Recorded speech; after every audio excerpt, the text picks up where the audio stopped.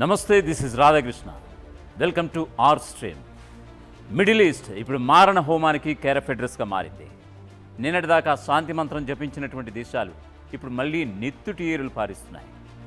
America అధ్యక్షుడు Donald Trump జోక్యంతో గత వారమే ఇజ్రాయెల్ లెబనాన్ మధ్య శాంతి ఒప్పందం కుదిరిందని ప్రపంచం ఊపిరి పీల్చుకుంది.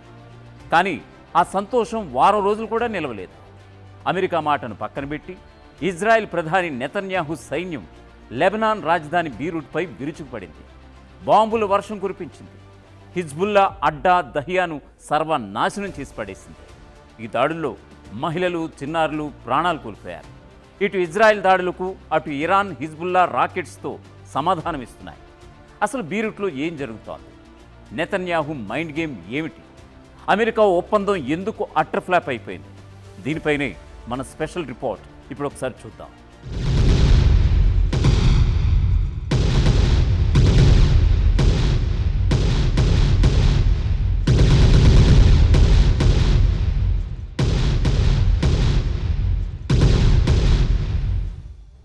లెబనాన్ రాజధాని బీరూట్ మరోసారి పేలుళ్ల మోతతో దద్దరిల్లిపోయింది. నిన్నటిదాకా నిశ్శబ్దంగా ఉన్నటువంటి నగరంలో ఒక్కసారిగా ఇజ్రాయిల్ యుద్ధ విమానాలు గాల్లోంచి నిప్పుల వర్షం కురిపించాయి. హిజ్బుల్లా కంచుకోట దహియాలోని 2 అపార్ట్మెంట్లపై ఇజ్రాయెల్ మిసైల్స్ దూసుకొచ్చాయి. హిజ్బుల్లా హెడ్ క్వార్టర్స్ టార్గెట్గా ఈ అటాక్ జరిగింది. అంతే, క్షణాల వ్యవధిలో బహుళ అంతస్తుల భవనాలు భూస్థాపితమైపోయాయి. కాంక్రీట్ పిల్లర్స్, ఇనుప ఊచలు వీధులపై చల్లా చెదురుగా పడి ఉన్నాయి. ఈ ఘోర దాడిలో 2 అమాయకులు ప్రాణాలు కోల్పోగా మరో 20 మంది తీవ్రంగా గాయపడ్డారు. గాయపడిన వారిలో మహిళలు, చిన్నపిల్లలు ఉన్నట్లుగా లెబనాన్ ఆరోగ్య శాఖ ధృవీకరించింది. స్థానిక ప్రజలు ప్రాణాలు వదిలి పరుగులు తీస్తున్నటువంటి దృశ్యాలు సామాజిక మాధ్యమాల్లో వైరల్గా మారాయి. అయితే ఈ దాడిపై ఇజ్రాయెల్ ప్రధాని నెతన్యాహు సంచలన ప్రకటన చేశారు. తమ భూభాగంపైకి హిజ్బుల్లా రాకెట్లు ప్రయోగించిందని, అందుకే బీరూట్లోని ఉగ్రవాద ప్రధాన కార్యాలయాలపై దాడి చేశామని ఆయన సమర్థించుకున్నారు.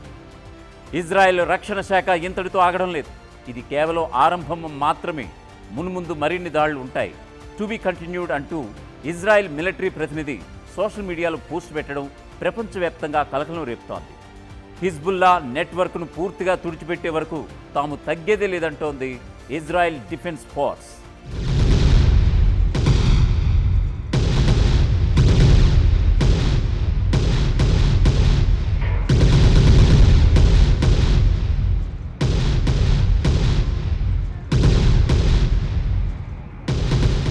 ఇజ్రాయెల్ దాడులకు హిజ్బుల్లా కూడా గట్టిగానే బదులొచ్చింది.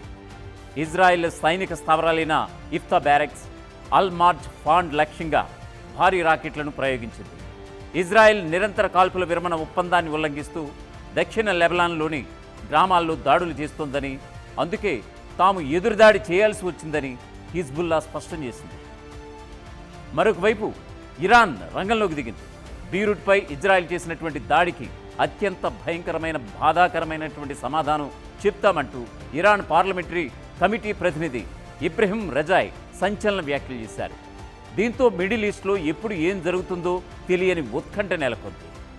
నిజానికి జూన్ 3న అమెరికా మధ్యవర్తిత్వంతో ఇరు దేశాల మధ్య శాంతి ఒప్పందం కుదిరింది. బీరూట్పై దాడులు ఆపాలని అమెరికా ఒత్తిడి చేయడంతో ఇజ్రాయెల్ కొంత వెనక్కి తగ్గింది. అప్పట్లో అమెరికా అధ్యక్షుడు డొనాల్డ్ ట్రంప్ తాను నెతన్యాహుతో మాట్లాడానని, అమెరికా సైనికులెవరూ బీరూట్కి వెళ్లడం లేదని, ఇజ్రాయెల్ను వెనక్కి తగ్గాల్సిందిగా ఆదేశించామని సోషల్ మీడియాలో ప్రకటించారు. కానీ తాజాగా ఒక ఇంటర్వ్యూలో ట్రంప్ మాట్లాడడం జరిగింది. ఆయన మాట మార్చారు. ఇరాన్తో కుదిరే ఏ శాంతి ఒప్పందంలోనూ లెబనాన్ భాగం కావాలని తాను కోరుకోవడం లేదని, రెండింటినీ వేరువేరుగా చూస్తున్నానని చెప్పుకొచ్చారు. ట్రంప్ చేసినటువంటి వ్యాఖ్యలు ఇప్పుడు ఇజ్రాయెల్కు లైసెన్స్ ఇచ్చినట్లయిందనేటువంటి విమర్శలైతే ఇప్పుడు సర్వత్రా వ్యక్తమవుతున్నాయి.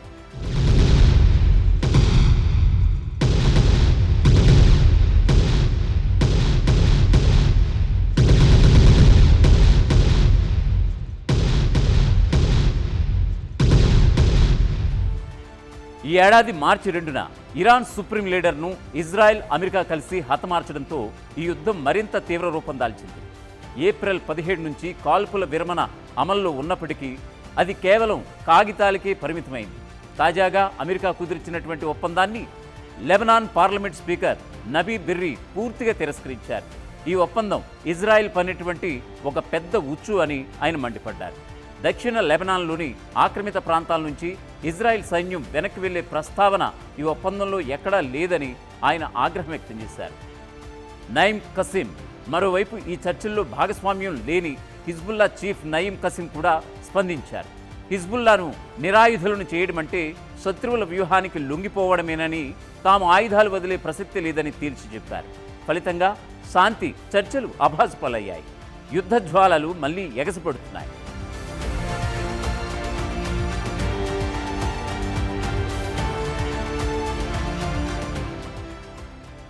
అసలు ఇజ్రాయెల్ ఎందుకు ఇలా చేస్తోంది? లెబనాన్పై ఇంతటి ఆగ్రహం దేనికి? ఇజ్రాయెల్ వ్యూహం ఏమిటి?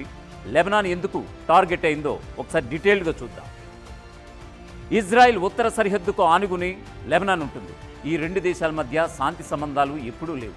1948లో ఇజ్రాయెల్ ఏర్పడినప్పటి నుంచి లెబనాన్లోని పలు వర్గాలు ఇజ్రాయెల్ను వ్యతిరేకిస్తూనే ఉన్నాయి.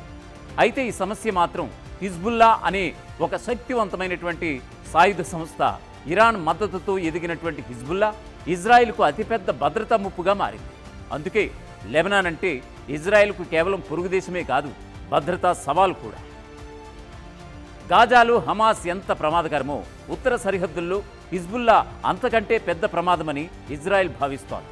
హిజ్బుల్లా వద్ద వేలాది రాకెట్లు, డ్రోన్లు, మిసైల్ వ్యవస్థలు ఉన్నాయని ఇజ్రాయెల్ చెబుతోంది. ఈ సమయంలోనైనా ఉత్తర ఇజ్రాయెల్పై భారీ దాడులు జరిగే అవకాశం ఉందని భావిస్తోంది. అందుకే దాడి జరిగాక స్పందించడం కంటే ముందుగానే శత్రువును బలహీనపరచాలని ఇజ్రాయెల్ వ్యూహం అన్నమాట.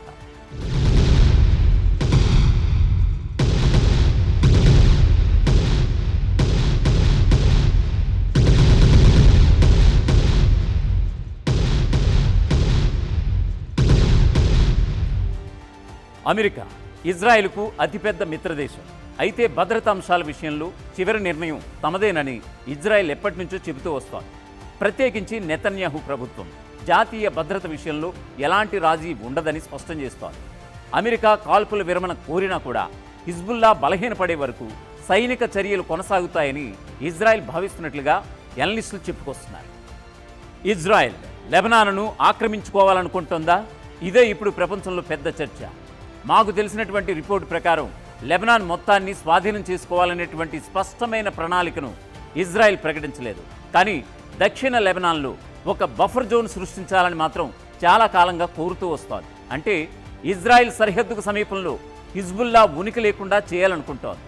అదే లక్ష్యంతో కొన్ని ప్రాంతాల్లో సైనిక ఉనికిని కొనసాగించే ప్రయత్నాలు చేస్తుందనేటువంటి ఆరోపణలు అయితే ఇప్పుడు బలంగా వస్తున్నాయి.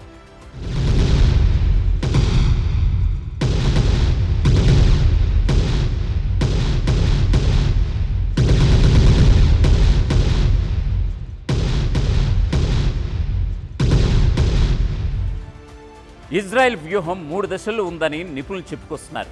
మొదటిది హిజ్బుల్లా సైనిక సామర్థ్యాన్ని దెబ్బతీయడం. రెండవది దక్షిణ లెబనాన్ను ఆయుధ రహిత ప్రాంతంగా మార్చడం. మూడవది ఇరాన్ ప్రభావాన్ని లెబనాన్లో తగ్గించడం. ఎందుకంటే హిజ్బుల్లా వెనుక ఉందే ఇరానే అంటోంది ఇజ్రాయెల్. అందుకే హిజ్బుల్లాపై దాడి అంటే ఇరాన్కు హెచ్చరికకు కూడా చూస్తోంది.